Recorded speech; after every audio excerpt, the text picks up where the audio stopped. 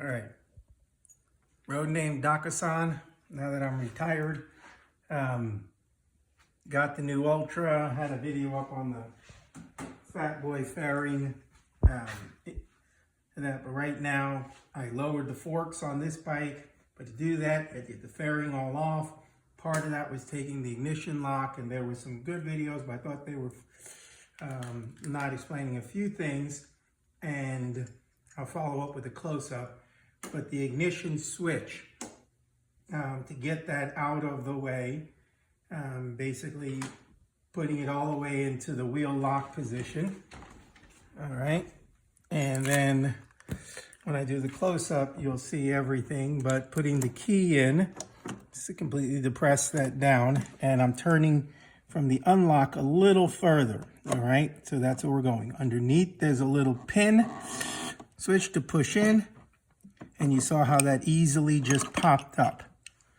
All right. And my spring fell. I'll pick that up in a moment. I'm going to turn this. You see this little button? That is the button I was pressing. And if you look here, there's this lip, and that catches in a groove in this. All right. And that's why you need both parts to switch, and then the other part, and I'll show that in a little bit, but that's what we're getting out of the way. We're basically causing that to go in. To make it go in, key goes in, the unlock, you push the button down, and then you turn, and that stays in. All right? And then you're able to pull it up and down. If you have to work on it, this is the ignition alignment tool.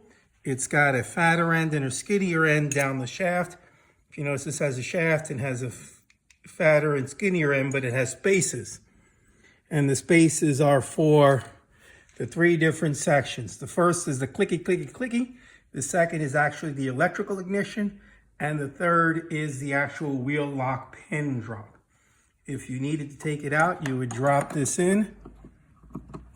All right, so it just doesn't have the spaces. It'll catch all three. There it is. I can turn that. Now I've taken out a wheel lock. I can do the work. I can turn the bike on. I can put the bike in accessories. So I'm putting it back in wheel lock. I'm going to grab the spring I dropped.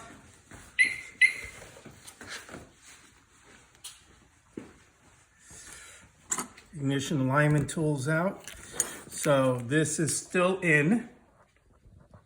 All right, that's still in. And if not, remember, you just push this and then turn this an additional whatever. While you're holding that, it'll keep that in. You should be able to just drop this right in. Once it's all the way down, you take the unlock, that comes back out, and this works normally. I have a follow-on that's going to come in a moment that will show you the housing and explain a little more. But that's how you play with that. Okay, so again, it's that thing right there. So to make that go, just put the key in, unlock position, push the tab in, turn the key. You see how it pulls it in, and that allows you to slide this back on this, obviously with... Okay, this is the ignition switch that I popped the things off. It had the two screws at the bottom. You can see the screw holes. This is the back. These screws have that little nipple center, so if you don't have one of, it doesn't come out, but a thing that has a hole in the center, and you won't be able to get it off, but there's really no reason to. I just wanted to open this up to show you. All right, be careful. I just want to show you the levels. All right, so the first one I said is a clicky clicky thing. There's your actual electrical. So off, from steer lock to off to on to accessory. And then here, this barrel drives the pin which does your steering lock. So I'm not going to try to take this apart, just showing you the 3 levels. And again, if you don't get the key aligned with the 3 levels, then you could be turning clicky clicky, but you won't be getting things accomplished. So it has to be lined up correctly to get all 3 to work. This key will fit in all the way down. And again, I've got the tab thing pushed in because of the key position, but the fact that you heard the click, and now you can see it's out, and that's what runs in the grooves.